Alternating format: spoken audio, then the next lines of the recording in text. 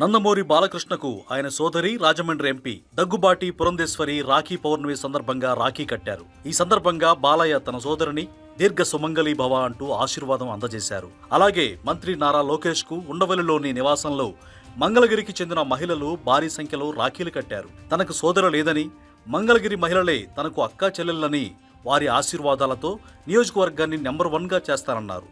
త్వరలోనే మరోసారి మంగళగిరి నియోజకవర్గ ప్రజలకు ఇంటి పట్టాలు పంపిణీ చేయనున్నట్లు తెలిపారు. హోంశాఖ మంత్రి వంగలపూడి అనిత రాఖీ పండుగ సందర్భంగా విధి నిర్వహణలో ఉన్న పోలీసులకు రాఖీ కట్టి పోలీసులే తన సోదరులు అనే భావాన్ని వ్యక్తం చేశారు. విశాఖ ఎంవీపీ కాలనీ నుంచి ఉషోదయ జంక్షన్ వరకు అనిత ఆటోలో ప్రయాణించారు. ఆటో డ్రైవర్ గిరీష్ యోగక్షేమాలు అడిగి తెలుసుకున్నారు. ఆయనకు కూడా రాఖీ కట్టి శుభాకాంక్షలు తెలిపారు.